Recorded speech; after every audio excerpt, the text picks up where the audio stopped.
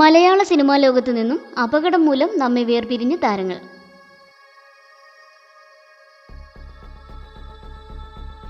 രണ്ട് മലയാള സിനിമകളിൽ അഭിനയിച്ച കന്നഡ നടി സൗന്ദര്യ ബാംഗ്ലൂർ നഗരത്തിനടുത്തുണ്ടായ വിമാനാപകടത്തിലാണ് മരിച്ചത്. സംഭവം നടക്കുമ്പോൾ സൗന്ദര്യ സഹോദരനോടൊപ്പം യാത്ര ചെയ്യുകയായിരുന്നു.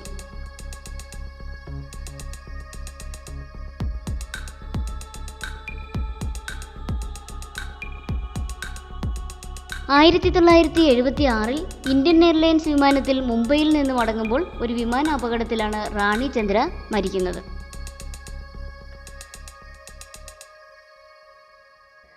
2012 മെയ് 14 തൻ്റെ ജന്മദിനത്തിൽ നേപ്പാളിലേക്ക് തീർത്ഥാടനത്തിനായി പോകുമ്പോൾ ഒരു വിമാനാപകടത്തിലാണ് തരുണി സച്ദേവ് അന്തരിക്കുന്നത്. അന്ന് ഏറ്റവും കൂടുതൽ പ്രതിഫലം വാങ്ങുന്ന ബാലതാരങ്ങളിൽ ഒരാളായിരുന്നു തരുണി. വലിയ ബ്രാൻഡുകളുടെ നിരവധി TV പരസ്യങ്ങളിലും തരുണി സച്ദേവ് അഭിനയിച്ചിട്ടുണ്ട്.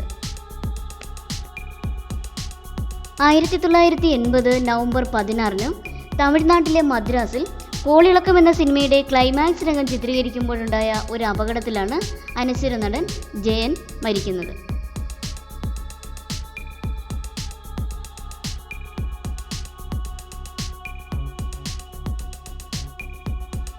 നടി മോനിഷ 1992 കാർ അപകടത്തിലാണ് മരണപ്പെടുന്നത്. അന്ന് നടിക്ക് 21 വയസ്സ് മാത്രമേ പ്രായമുണ്ടായിരുന്നുള്ളൂ. ചെപ്പടി വിദ്യ എന്ന സിനിമയുടെ ഷൂട്ടിങ്ങിനിടെ അമ്മയോടൊപ്പം കാറിൽ യാത്ര ചെയ്യവേ ചേർത്തലയ്ക്ക് സമീപമായിരുന്നു അപകടം.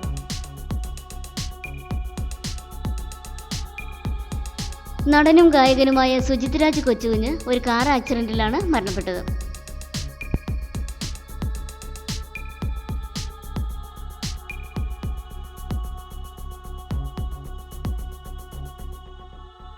നടൻ കൊല്ലം സുധി ഒരു വാഹനാപകടത്തിലാണ് മരിച്ചത്.